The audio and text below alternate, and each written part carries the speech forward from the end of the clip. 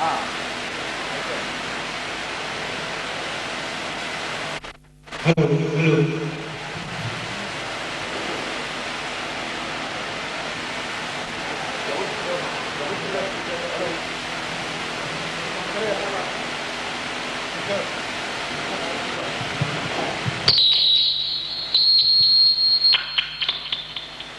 गुरु परम दैवतम गुरु पर सदन नास्ति तस्मै श्री गुरवे नमः।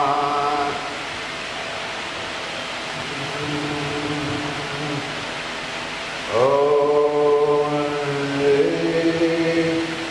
गुरवे नमः। संतानगण, हर वर्ष की भांति गुरु पूर्णिमा के इस पुण्य अवसर पर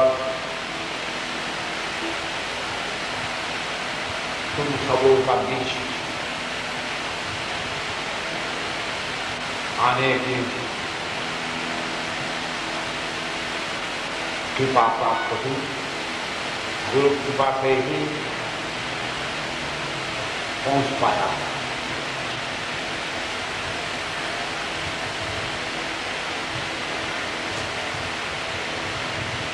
वस्तुतः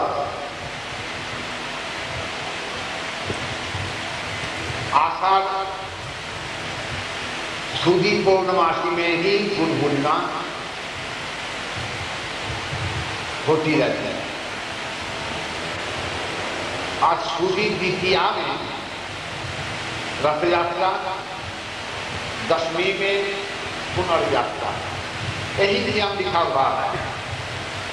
लेकिन इस साल, इस वर्ष विशेष रूप से ऐसा स्थान पर हम सब लोग पहुंचे जहां पर दशमी तिथि के चलते जगन्नाथ जी की रथ यात्रा, उसके बाद सोनावन यात्रा, उसके बाद और क्या क्या है यहाँ पर अनुष्ठान, हाँ समावेश, इसी प्रकार के कार्यक्रम यहाँ पर होता ही रहता है। ये पूरी धाम के विशेष महत्व है। जिस पूरी धाम में इसके पहले हम लोग कटक में भी आए थे, लेकिन पूरी धाम के विशेष महत्व है। एक तो पुराण कहानी में इसका महत्व है, फिर हम लोग सामने ये पूरी धाम को और अधिक महत्व देकर गए हैं आदि मुनि शंकराचार्य। उन्होंने इस स्थान में अपना मठ निर्माण किए, जैसा कि 4 उत्तर, दक्षिण, पूर्व और पश्चिम, ये 4 दिशा में 4 मठ उन्होंने स्थापना किए, जिसमें ये एक मठ है।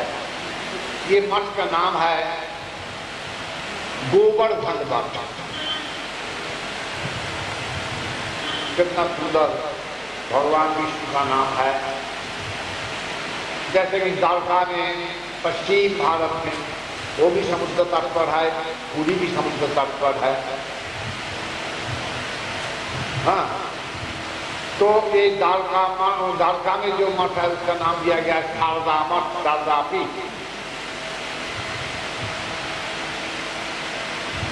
उत्तर दिशा में जो मठ, वो मठ के है केदारनाथ, जोशी मठ, ज्योतिपीठ। दक्षिण में है श्रृंगेरी मठ। इसी प्रकार से 4 विभाजन करके गए हैं। लेकिन ये पूरी धाम के गोवर्धन मठ के चलते इस धाम में हमारा भारत भूमि, ये पुण्य पावन भारत भूमि, ये भरतखंड में, ये जम्बूद्वीप में रथ यात्रा के अनुष्ठान सबसे अधिक महत्वपूर्ण है।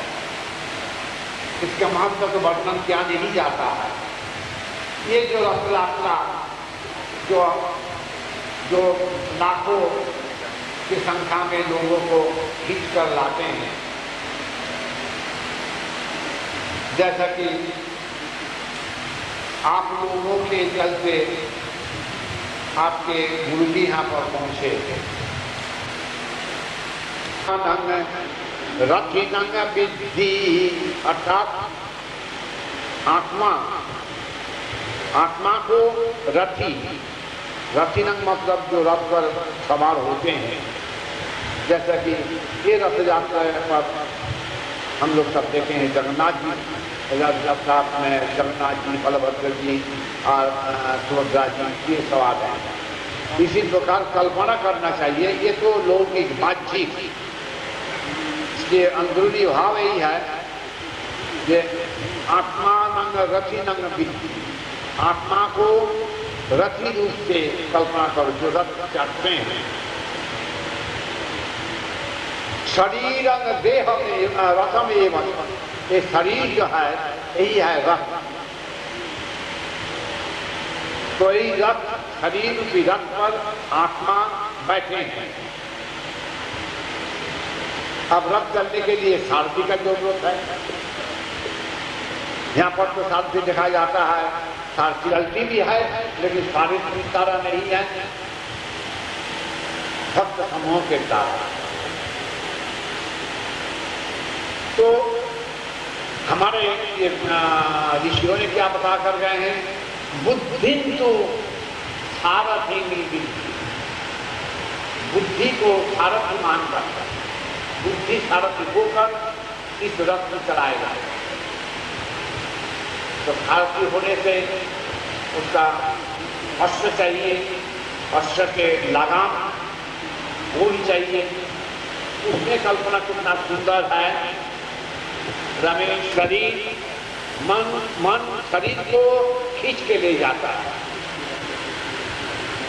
मन में तुम्हारा काफी अगर तेज रहेगा तो शरीर का वो अस्वस्थ होने से भी तुम चल पड़ोगे। तो आत्मानं रथिनं विद्धि शरीरं रथमेव च बुद्धिस्तु सारथिं विद्धि मनः प्रग्रहमेव। मन हो क्या है? सारथी, रथ, रथी। आप कहिए क्या? लगाम भी आ गया है। लगाम लगाओगे कैसे? लगाम कौन है? कौन हमारा ये लगाम किसको पहनाएगा? इंद्रियानी हयान्नाहु, हमारा जो शरीर में पंच ज्ञानेन्द्रियो कर्मेंद्रियो ये सब है, ये सब अक्षय स्वरूप है। इंद्रियानी हयान्नाहु, यही इंद्रिय सकल हमारा घोड़े का अश्व का जैसा, इसको समझ लो। तो मन बहुत सुंदर है। लगाम अगर नहीं खींचोगे ठीक से, लगाम नहीं आप हाथ में ले पाओगे, जैसा कि रथ को सागर में भी छूट सकता है, किसी मुकान पे भी जाकर टक्कर दे सकता है। यहाँ पर तो रथ हम लोग देखते हैं एक रोड पर चलते हैं। ये जो रथ, शरीर रूपी रथ कैसे चलते हैं? पूरे विषय, जो विषय को, जो भी विषय है जागृति वास्तव में जो विषय है वही विषय पर ये शरीर रूपी रथ चलता है। कभी सोचता है कि फलाना कलकत्ता में जाओ, कभी सोचता है दिल्ली चलो, कभी सोचता है कि मद्रास चलो। यही क्या इसके लिए कि कोई लाभ के लिए, कोई फायदा के लिए, यही जो विषय में मन घूमता रहता है। कितना सुंदर, इसको समझने का कोशिश करो। आत्मानं रथिनं विद्धि शरीरं रथमेव च बुद्धिं तु सारथिं विद्धि मनः प्रग्रहमेव। इंद्रियाणि हयान्नाहु, यही करके तो बुद्धि, मन और आत्मा को एक साथ जुड़ा जाएगा। यानी भगवान रथ और लगाम देने वाला अभी जनता है, जनता खींचते हैं। जनता ऊपर ठीक से अगर कंट्रोल नहीं रहेगा, कंट्रोल रहेगा तो रथ ठीक स्थान पर पहुंच जाते हैं। जैसे कि एक गुरु शरीर, ये भी एक रथ है। एक गुरु शरीर में अपना गुरु रूपी आत्मा बसते हैं और ये शरीर के मन जो है, शरीर में स्थित जो मन, वो उसको वही लगा है। सारथी तो बुद्धि है ही है, इंद्रियानी वो है, अश्व भी है। अभी विषय क्या है? गुरु के चलते विषय क्या है? गुरु विषय के विषय यही है, फलाना वो संतान, वो संतान, वो संतान। गुरु जी सुन रहे हैं कि ये संतान का तबीयत खराब हो गया, किसी का सर में खांसी हुआ, किसी का पेट दर्द हो रहा है, किसी का दूध मोशन, किसी में बुखार, ये सब विषय, ये सब विषय। एक विषय में गुरु का मन लगाम को काबू में नहीं ला पाते हैं, जब ये विषय में मन छूटता है। एक विषय में मन छूटने से गुरु थोड़ा चंचल हो जाता है। और यही चंचल मन लेके ही अर्जुन ने सवाल किए थे, हे जनार्दन, आप तो जो कुछ बोल रहे हो मैं सुनता हूं, लेकिन चंचलम ही मन कृष्ण प्रमाद ही बलवत्तर। हे कृष्णा, ये मन इतना चंचल है, इसको ठीक से खींच नहीं पा रहे, स्थिर नहीं कर पाए। लगाम को खींच के तब ना रथ रुकेगा, अब दिशा बदलने के बाद तो चलेगा। अगर दाहिने लगाम खींचेगा तो दाहिने घूमेगा, बाएं का लगाम खींचेगा तो बाएं घूमेगा, और अगर सीधा लगाम खींचेगा तो सीधा दौड़ेगा। घूमना भी मुश्किल, बायां हिलना, दाहिना हिलना ये भी मुश्किल, क्योंकि हिसाब करके बुद्धि लगा के तभी तो चलना होगा। आप लोग सभी इसी प्रकार अपना शरीर रूपी रथ को, मन रूपी लगाम को देकर आप लोग चलाते हो। मन आपका काबू में नहीं आए, बस में नहीं आए, जिसके चलते आप लोग परेशान हो जाते हैं। क्योंकि ये मन में जो, ये मन रूपी लगाम में जो अस्त्र जोड़ा गया है, घोड़ा, ये घोड़ा आपको बस में नहीं जाए। घोड़े पे आपको कोई रिश्ता हुआ ही नहीं। ये पंचकर्मेंद्रिय, ज्ञानेन्द्रिय, क्रियाएं जो किसी और तेज मरुभूमि में 5 तत्व है, 5 तत्व में ये इंद्रिय सारा मन चलता है। रुकने का कोशिश करने से भी, अभ्यास नहीं रहने का कारण मन को खींच नहीं पाते हैं, स्थिर नहीं पाते हैं। इसीलिए अर्जुन व्याकुल होकर भगवान से सवाल पूछे, ये भगवान आप जो कह रहे हैं तो ठीक बात है, बात तो सही है, लेकिन मैं ये मनोनिर्ग्रह चला, कि मन इतना मुश्किल है इसको काबू में लाना।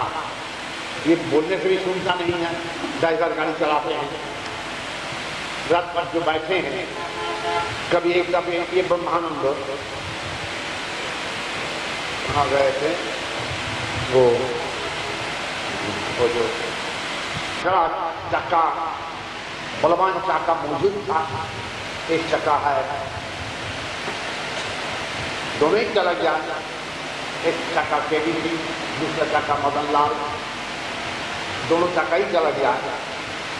तो ये दोनों चक्का को बताया अपना इच्छा, तो साथ ही साथ बंदोबस्त हो गया है। किसी एक सज्जन रूमता, उनका नाम भी सज्जन रूमता, उन्होंने अपना नया कार ले आया, जाके बोलिए चलिए गुरु जी यहाँ पर AC लगा हुआ है, चलिए आपको लेके चलते हैं तिरुपति। इतना तेज चलाते हैं कि जब थोड़ा बहुत पंप पर आता है तो गुरु जी सीधा ऊपर पूछता है, अच्छा पर माँ का धक कर रखता है। मैं कितना भी कहता हूँ, ये सज्जन जरा आज धीरे से चला भाई, माथा छूट जाता है, तो गाड़ी जैसा है सर, क्या उसे जरा आज तक चलाना, इतना स्पीड से। गुरु जी एक आपका रोड जो है ना, ये अपने आप गाड़ी चलती है, इसमें आप स्पीड लगाने का जो रोड नहीं पड़ता है। मतलब 100-120 में गाड़ी चलाएगा तो गाड़ी क्या होगा, थोड़ा बहुत दम पर आएगा तो झट से ऊपर उठेगा, नीचे गिरेगा, गाड़ी का कोई नुकसान नहीं। लेकिन जो सारथी है, जो रथी है, रति का मुश्किल हो जाता है तो आत्मा भी बेकाबू हो जाते हैं, शरीर तो और अवश हो जाता है, लेकिन वो सुनने वाला तो नहीं है। वो ऐसा अश्व और ऐसा चलाते हैं कि सुनने वाला नहीं है। फलस्वरूप मैंने वहाँ पर उतार दिया, मैं रुको भाई थोड़ा रुको, थोड़ा सांस लेने जो जब रुके हैं मैं उतार गया, बस तुम्हारा कार्य पर नहीं चलेगा। फिर पीछे दूसरा कार आ रहे थे तो उनका कार पर मैं बैठ गया, हम नहीं चलेगा। तुम बात नहीं सुनते हो, अगर घोड़ा बात नहीं चले सुनेगा तो भाई ये रास्ते चलना ठीक है, तुम्हारा हमसे कोई दोस्ती नहीं हुई या ना प्यार हो जाए।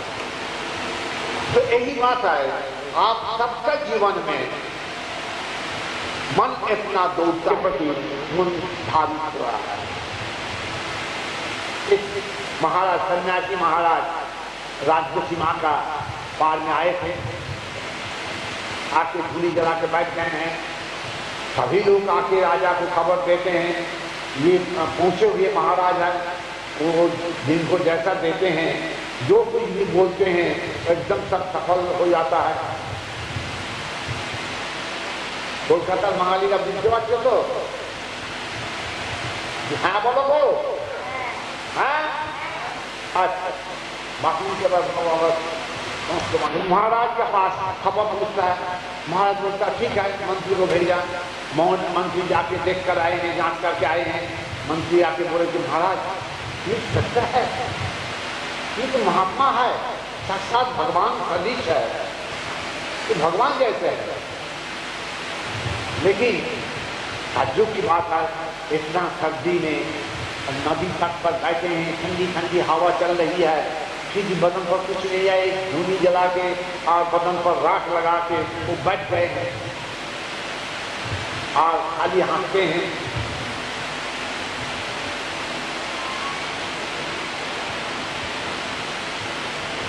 तो राजा मंत्री को बोला चलो भाई तो महात्मा को दर्शन करके आ जाए। महात्मा को दर्शन करने के लिए राजा गए और एक चिमटी आग ओढ़ने के लिए लेके गए। तब पीने के बाद वो ये का काल से क्या होता है प्रथम अच्छा उनका थाल उनका घर में है, वही लेके गए। जाके साधु महात्मा का चरण में अर्पण करके प्रणाम किए। तो कहने राजा महात्मा जी हम महात्मा जी क्या किया उस थाल को देखे, देखने का पश्चात वाह बड़ा सुंदर हो रहा है, बदन में भी ओढ़े और थाल को धूली जो जल रहा है आग में डाल दिया करके राजा तो चिल्ला है क्या किया आपने, इतना कीमती थाल आपने डाल दिया। तो महात्मा जी कहे यह कौन की यह है तो कितना कीमत होगा आप ही जानते हैं, लेकिन आपके जैसा दानी आपके जैसा त्यागी मैं कैसे हो पाऊंगा, नहीं हो पाऊंगा। तो क्या कहते हैं महात्मा जी, मैं त्यागी और दानी? बोला हाँ हाँ सुनिए ना, देखिए मैं जो त्याग किए हैं, वस्त्र छोड़ दिए हैं, ये फकीर हो गए हैं, इसके कारण क्या है, ये बृहद सर्वबृहद भगवान को पाने के लिए ये तो मामूली का त्याग है। अब मैं पाने चाह रहे हैं एक बृहद, और आप कितना महान है, ये बृहद महान को छोड़ दिए हैं और लगे हैं एक विषय मुझसे तो आप ज्यादा त्याग है, मैं तो छोटी सी त्याग करते हैं बस। और आप ऊपर वाला मालिक को, पूरा मालिक जो दुनिया से चलाते उसको त्याग करके अपने विषय पर लगे हुए हैं। आपका त्याग तो हमसे भी बड़ा है। समझ में राजा को आया और पैर पार किया। तो यही सभी लोग का यही हाल है कि एक मन दुर्निर्गह चला, ये दुर्निर्गह मन के चलते ये भगवान में मन नहीं लगा पाते हैं। गुरु ध्यान में, गुरु चर्चा में, गुरु का सही है, बार बार एक बात याद दिलाते हैं, वो है गुरु शरीर नहीं, गुरु ज्ञान है। जिस शरीर में ज्ञान की कुछ कथा सुनाई पड़ती है, उस शरीर को हमारी परंपरा के अनुसार गुरु कहते हैं, बुजुर्ग कहते हैं, यही परंपरा है। लेकिन कोई एक शरीर का भी गुरु नहीं होते। हाँ ठीक है, जैसे कि एक शरीर पत्नी में गंजा भी नहीं होते, क्योंकि हर शब्द का कुछ अपना महत्व है, जो महत्व को निभा सकेगा। ये जो रथ यात्रा के बारे में बोल रहे थे, ये राजा जी भी कर गए हैं, और वो जो राजा के साथ जो माधवानंद जी वो भी कहें कि चलिए आप जाइए, जाके रथ पर जगन्नाथ जी अभी रहेंगे, परसों तक जाके दर्शन करके आइए। क्योंकि आप तो जानते हैं, रथे च वामनं दृष्ट्वा पुनर्जन्म न विद्यते। बात तो सही है, ये बात तो सी सत्य है कि रथों पर ही भगवान को देखने से, एक कभी दर्शन करने से उसको पुनर्जन्म नहीं होगा। एक नंबर तो मैं पुनर्जन्म चाहता हूं, मैं इस जन्म में पूरा भोग हमारा तृप्त नहीं हुआ है, इसीलिए मैं पुनर्जन्म चाहता हूँ। अरे बेटा तुम्हारा शादी कर दिया, आप हम चलते हैं, लेकिन तुम्हारा ही घर में आएंगे, यानी उनका बेटा का बेटा बनकर मैं आऊँगा। यही कामना है, यही अंतिम प्रार्थना है कि मैं फिर से आऊँगा, फिर से ये विषय जो हम बना के जा रहे हैं उसी को आके फिर भोग करेंगे। पुनर्जन्म मैं चाहता हूँ, पुनर्जन्म तो ईश्वर से प्रार्थना करता हूँ कि पुनर्जन्म हो, फिर से मैं इस दुनिया को देखूं, फिर से दुनिया को भोग करूं। अगर इस भावना लेके जो जाएंगे उनके लिए ही रथे च वामनं दृष्ट्वा। वामन को समझना चाहिए, वामन कौन है। वामन है कि वामन बोला है, क्योंकि वामन भी भगवान कृपादेन जगत कथम, 3 पैर से पूरा ये सर्ग मत और ये को बलि महाराज को छेक लिए थे। ये 2 पैर में ही सब समाप्त हो गया है। तो इस प्रकार वामन को देखने से मुझे ज्यादा भोगना नहीं पड़ेगा, ज्यादा घूमने नहीं पड़ेगा। मैं 1-2 कदम आपका तरफ आगे बढ़ेंगे तो मुझे भी वही समाप्त हो जाएगा। भूमंडल मैं प्रदक्षिण कर लूंगा, भूमंडल में परिक्रमा कर लूंगा। ये तो है, लेकिन ये तो वामन भी भगवान रथे च वामनं दृष्ट्वा गृहे च पितरो दिष्टा। ये तो कभी कोई सुनाता नहीं है। कालिदास जी ने काव्य रचना के पहले उन्होंने एक श्लोक लिए लिखे थे, जगत पितरो वंदे पार्वती परमेश्वर। पार्वती परमेश्वर रूपी एक पिता माता स्वरूप, इनको वंदना करते हुए मैं ये काव्य शास्त्र लिख रहा हूँ। तो सभी जो माँ बाप है वो भी तो पार्वती परमेश्वर है। वो पार्वती परमेश्वर को क्यों नहीं मैं उनको मान लूं, यही हमारे लिए पार्वती परमेश्वर है। क्यों नहीं मैं गणेश जी का पथ अवलंबन करके पथ को अपनाने के बाद मैं हमारा पिता और माता को एक साथ प्रदर्शन करूँ। भगवान महेश्वर दोनों बेटा को बोला, तेरा शादी आगे होगा, वो तो बोलता मेरा शादी आगे होगा। ठीक है भाई, किसका शादी आगे होगी ये तो एक पुराण की कहानी है, माइथोलॉजिकल फैक्ट ये नहीं है, लेकिन ये दृष्टांत उदाहरण के लिए।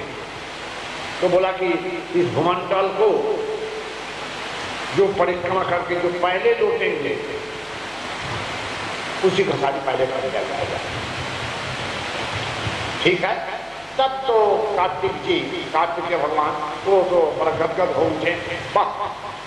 अरे मैं तो मोर पर सवार होकर एकदम पंखा पर बैठ कर चलेंगे, अभी तुरंत जाऊंगा, तुरंत आऊंगा। और ये बेटा मूसा पर करके हमारा भाई क्या करेगा, सब करके दिए करते हैं। बड़ा हंस कर 3 1 2 3 स्टार्ट करके चले गए। पंखा उड़ाया और मोर चलना शुरू किया है त्रिभुवन परिक्रमा के लिए।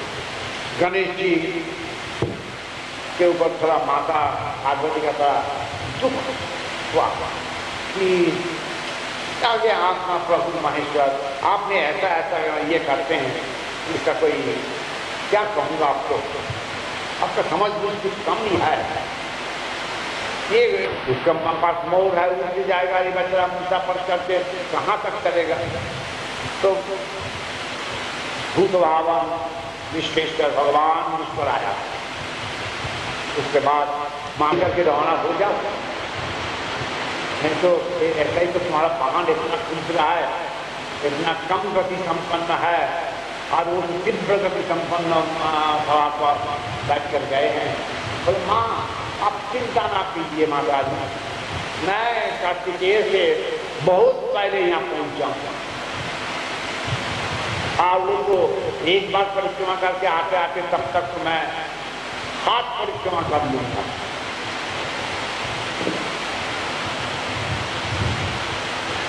माता लेकिन माता जी को तो बड़ा उद्विग्न हो उठे। बेटा तो उठो, अपने हिलो, पेट भी मोटा, हाथी का सूर। माता जी सोचते हैं कि बुद्धि भी मोटा है।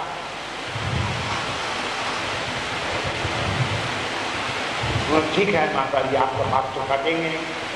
मैं उठे थे, आप पिता माता को सामने से प्रणाम किए, फिर परिक्रमा पिता माता को घेर के 1 2 3 6 7 लीजिए पिताजी, मैं 7 बार इस त्रिभुवन सप्त सर्ग को परिक्रम करके आ गया। माता जी क्यों क्या बोल रहे थे, पागल तो नहीं हो गया? तो भगवान मुस्कुराते हुए पांडव के स्वरूप मानते हैं, उनके लिए कोई बड़ी बात नहीं है। अरे सत्य रूप से, सत्य भावना से, दृढ़ता के साथ ये मान रहे हैं तुम्हारे पुत्र। फिर बाद में पुराण कहानी कहते हैं कि इसीलिए जब कार्तिकेय वापस आए, बड़े भाई होने का नाते, फिर भी कार्तिकेय गुस्सा करते हुए गुस्सा के बारे में बोले कि मैं शादी नहीं करूँगा, शादी नहीं, सिर्फ वहाँ रह गए। एक पुराण का कहानी है और दूसरा पुराण में दूसरा कुछ कहानी है।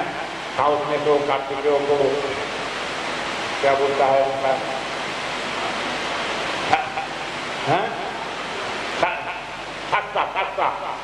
शास्त्रा जी कहते हैं। इसी प्रकार के कहानी के अलग अलग कहानी है।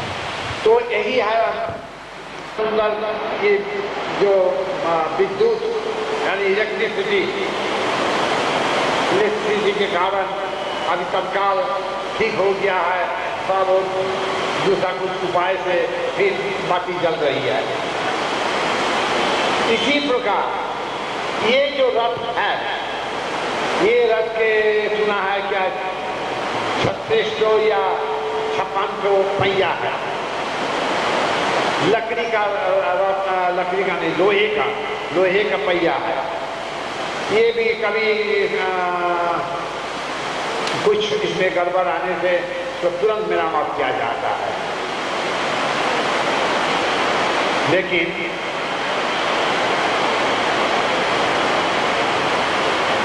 शरीरम रथम एवं, ये शरीर में अगर पहिया टूट जाएगा, यानी सोचो कि पहिया टूटने का मतलब किसी का किडनी खराब हो गया है, आगे इतनी पब्लिक किया तो जा सकता है, लेकिन ईश्वर की दिया हुआ जो किडनी उसके बराबर में है। हार्ट एक दफे किया, हार्ट अटैक हुआ चाहे कुछ भी कहो, वो एक दफे जब खराब हो जाता है, फिर पहले जैसा जन्म के साथ जो आया था वो प्रकार के हार्ट नहीं बनेगा। पैर टूट गया तो उसको भी सुनाट बलसुनाट अगर देखे ठीक हो जाता है, लेकिन वो भी उस तरह का नहीं होता। ये रथ को हम लोग बच्चे रूप से जो रहता है, ये रथ को ठीक किया जा सकता है, लेकिन मन जो है, मन तो सुधार दिया जा सकता है। भले रथ ना रहे, घोड़े पर सवार होके ही चल सकते हैं, रथ को छोड़ दिया जाए, घोड़े पर सवार होके ही चल सकते हैं। लेकिन ये मन भी तो बस में नहीं है। जो शुरू किए थे कि मन को बस करने के लिए, मन को काबू में लाने के लिए आपकी जरूरत भगवान के मन की एकात्मता बनाना है। ये भगवान कौन है, कैसे है, बताएगा। जिन लोग के पास ये सब्जेक्ट है वही लोग बताएंगे। अगर किसी ने आकर पूछेंगे ये गुरु को, गुरु जी स्पेस कैप क्या होता है, गुरु जी का था स्पेस कैप के बारे में कुछ नहीं जानते, लेकिन जो जानकारी जिनको है, जो साइंटिस्ट को वो जानते हैं स्पेस कैप क्या होता है। तो इसी प्रकार आपको मन को काबू करने के लिए आपको वही आदमी के पास जाना चाहिए जो कि मन को काबू करने का विद्या आयत्त किए थे। अर्थात कोई महात्मा, साधु या गुरु कुछ भी, वही लोग मन को काबू किए हैं जाके, तब जाके उनके बाद संगत करने से, उनकी कृपा होने से आपको आपकी अनायास काबू कर सकेंगे। अभी ये रथ यात्रा के विषय में जो बोल रहे थे, उस चर्चा को थोड़ा उसमें विराम देना चाहते हैं। रथ पर आरूढ़ है, अभी यहाँ पर जो है यह है कि दारू मूर्ति, लकड़ी, काठ का बना हुआ मूर्तियां है। क्यों ऐसा? तो हम लोग में एक परंपरा है, एक शीला को नारायण जी से मानना है। विष्णु भगवान का पत्थर का मूर्ति भी हम लोग बनाते हैं। एकमात्र जगन्नाथ देव जी वो दारू मूर्ति हो गया है,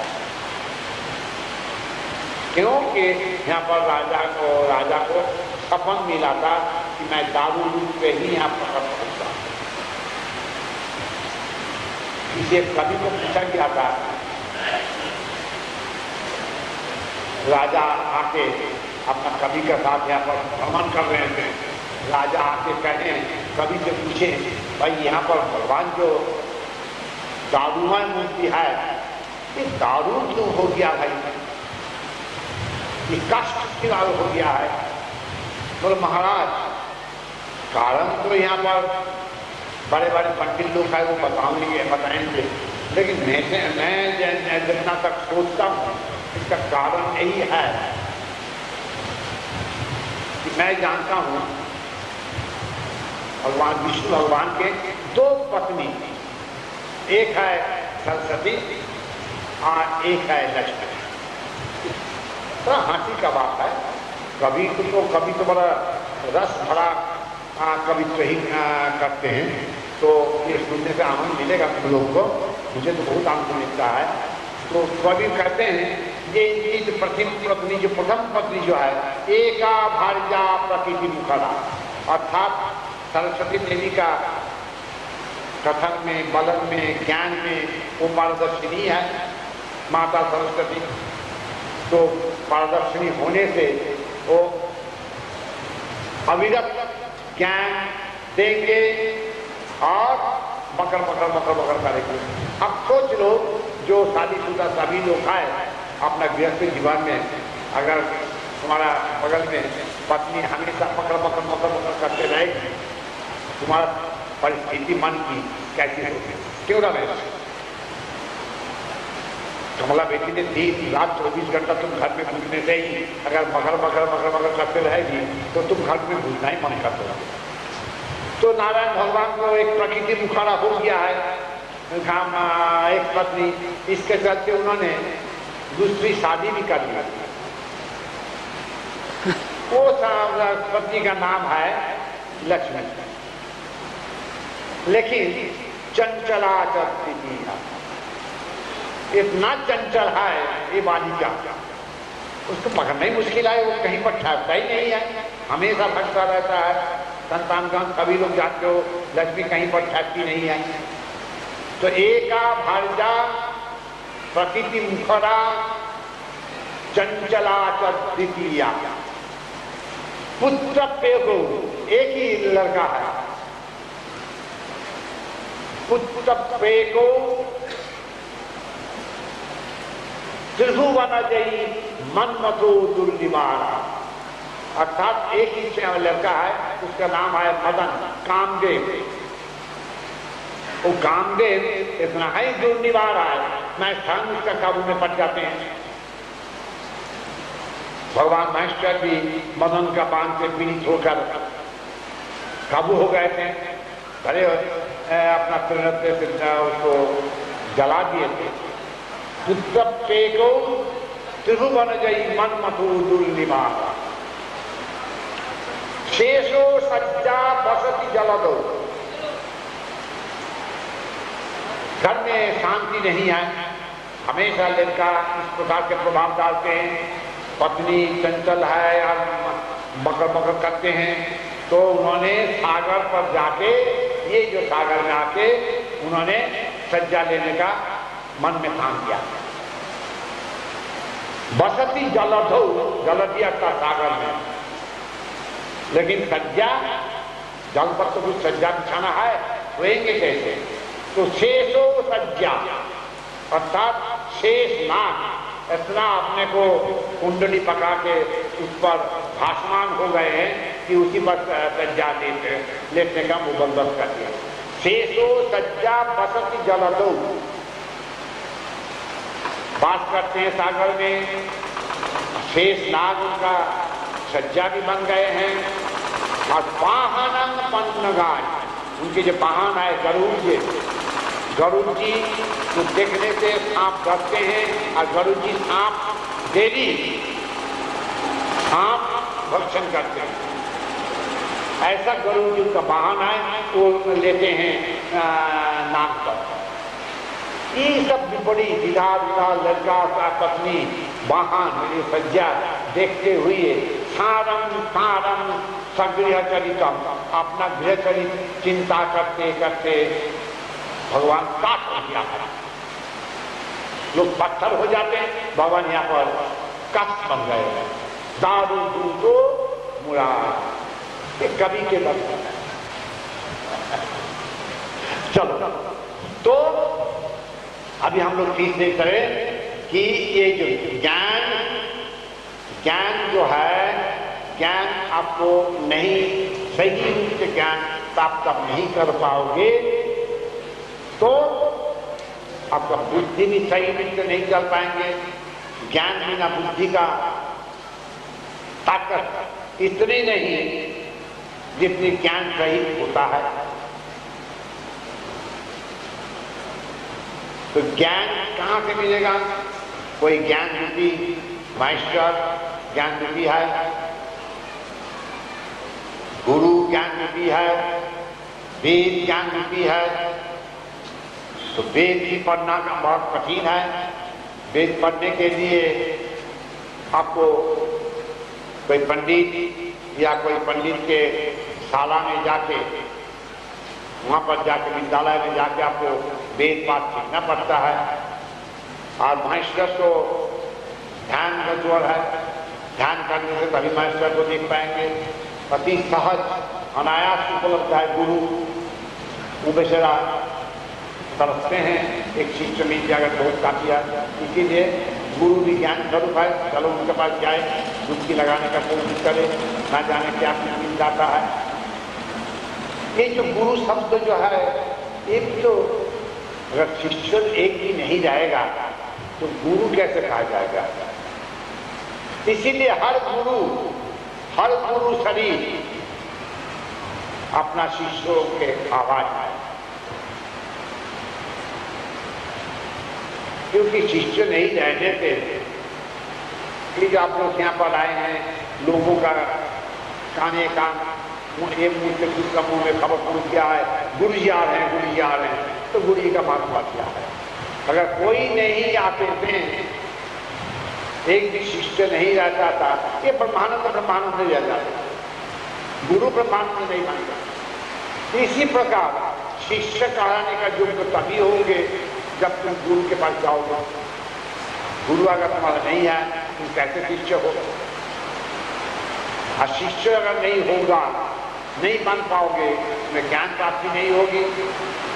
ये बुद्धि अकेला चलने से तुम परास्त हो जाएगा, पराभूत हो जाओगे। अतः तुम्हें सही गुरु सच्चा ज्ञान के लिए तुम्हें कोशिश करना पड़ेगा। यही जो अर्जुन जो रथ पर बैठे थे, अचानक उनका मन में मोह आ गया है, उन्होंने सोच लिया, मन में काम किया क्या लड़ाई नहीं पड़े, मैं नहीं लड़ूंगा। ये क्या जरूरत है? किंग नो राज्य न गोविंद, ये राज्य लेकर क्या होगा? इन लोग से जीतने से मुझे राज्य लाभ होगा। किंग नो राज्य न गोविंद, किंग भोग जीविते नवा। अब तो वहां पर चल गए, उसको खिला के बैठो और जाके करेगा। ठीक है।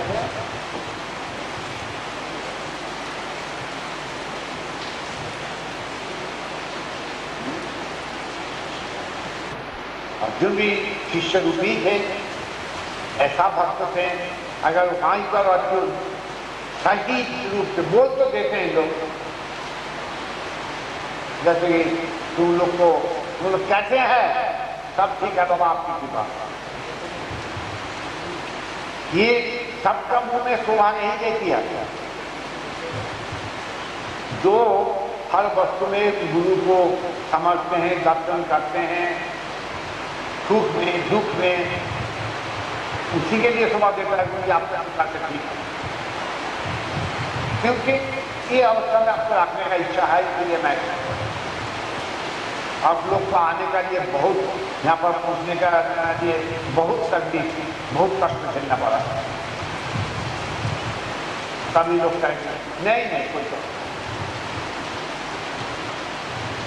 इसी प्रकार अर्जुन ने बोल दिया है, ऐसा ही बात बोल दिया है, शिष्य से अगर सही रूप से अर्जुन उसी समय मने मन शिष्य बन जाते थे, ये अगर भगवान कृष्ण को या गुरु को प्रतीत होता था, समझ लेते थे गुरु रूपी श्री कृष्ण जी यहाँ सच बोल रहे हैं, ये शिष्य बन गया है, और शिष्य के मन को लेकर ये पूछ रहे हैं, शिष्य के हम शादी मांगन प्रबंधन, ये शासन इनको करने का ये योग्य हो गया है। तब तो वहीं गीता समाप्त हो जाता था। भगवान कह देते थे सर्वधर्मान परित्यज्य माम एकं शरणं व्रज अहं सर्वपापो मोक्षयिष्यामि। तुम सब कुछ छोड़ छाड़ के मैं जो कहता हूँ वही कहो, खाओ धनुष, लगाओ ये मारो, सबको मारता हूँ, क्योंकि माई गई मैं सबको मार के रखे हैं, आप नियुक्त होकर और ये मान चलाओ। लेकिन वो शिष्य रूप बोलते हैं, जैसे कि कभी लोग कहते हैं हाँ आपकी कृपा नहीं गुरु जी, आपको कोई तकलीफ नहीं है, सब ठीक है। मुश्किल यही है कि अगर कोई किसी एक को अगर बुलाऊंगा, बेटा कैसे हो, घर का समाचार, वो रामायण चाहे महाभारत का कहानी सुना दें बच जाता है।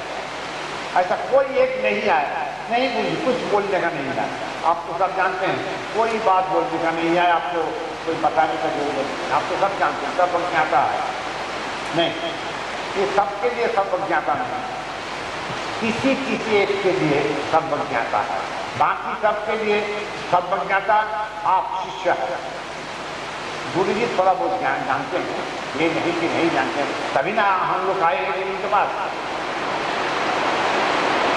अगर दोनों का बीच में टक्कर हुआ, अगर गुरु जी खाएगा कह देंगे नहीं भाई राम का कोई दोष नहीं है, श्याम का ही दोष है, श्याम मानने के लिए तैयार है। चाहे गुरु जी आप जो बोलेंगे तो करूँगा, आपका वचन अनिवार्य है, उनको मानने के लिए तैयार है। ये बोलने से भी नहीं करता है।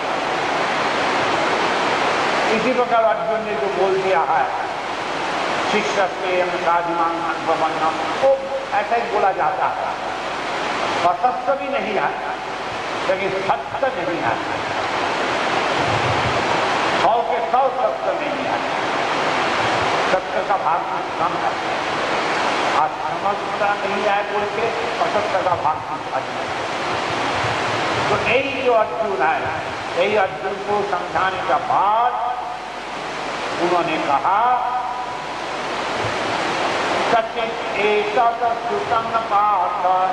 हे पार्थ, मैं आशा करता हूँ इतना देर तक मैंने जो बकर किए हैं सुनाई पड़ता है, सुनाई पड़ रहा है। वाह, कथित सुतम पार्थ न चेतसा, आप एकांत चित्त होकर जो सुन रहा था, बीच बीच में सवाल पूछ रहा था, आप सुना तो है, सब कुछ सब सुना है। कथित अज्ञान सम्मोह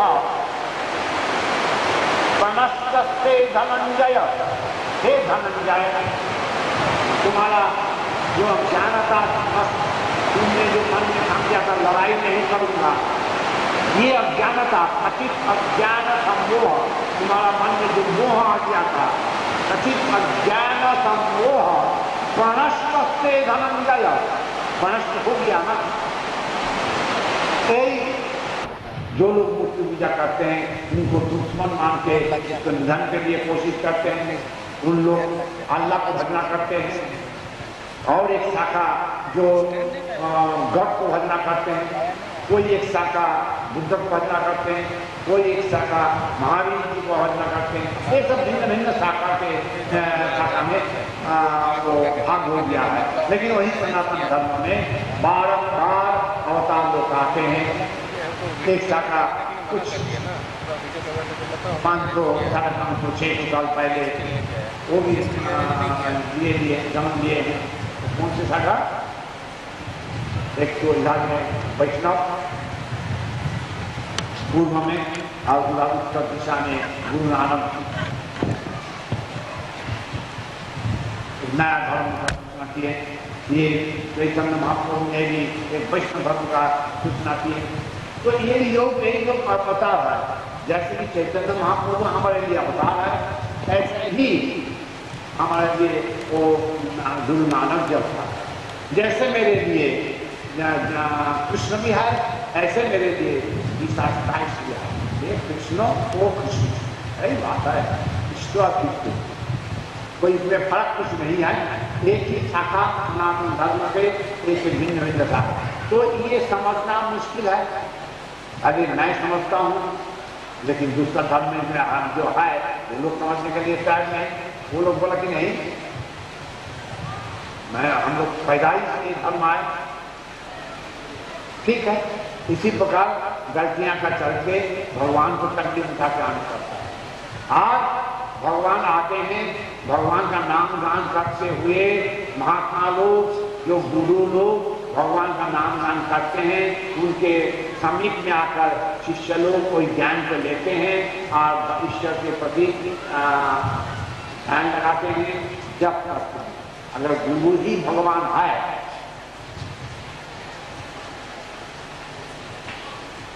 ये अगर कोई शिष्य मन में थाम लेंगे, समझा जाए कि कभी तुम लोग थाम लिया गुरु ही भगवान है, फिर गुरु का तो एक एक बाल को मूछ के सब लेंगे, भगवान का हमसे तो लेना ही रखना हो जाए, हमारा सब कुछ हो जाए।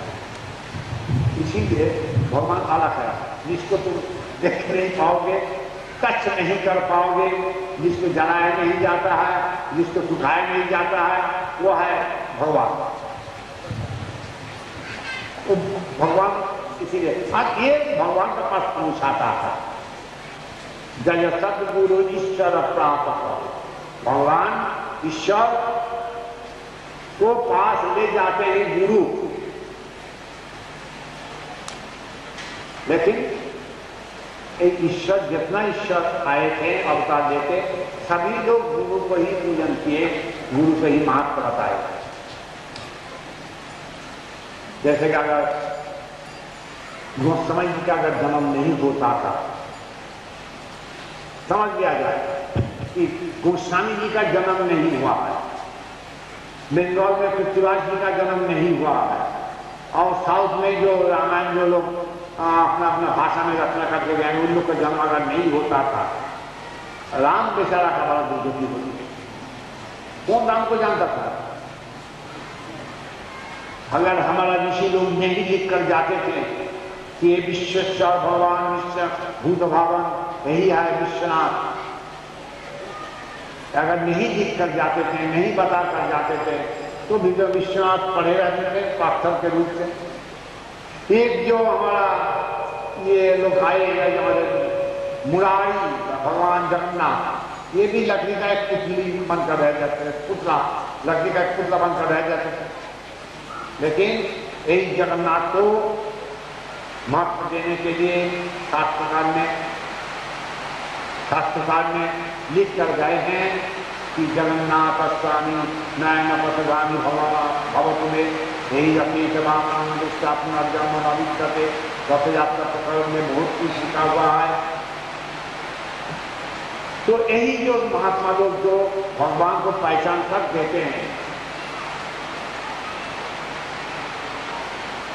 इधर में देखो वास्तव दुनिया में शास्त्रों में कहते हैं गर्भधारण पोषाधान पितुर माता धर्म, गर्भ में धारण किए मुझको और लालन पोषण किए, इसीलिए बाप से भी मां महान है,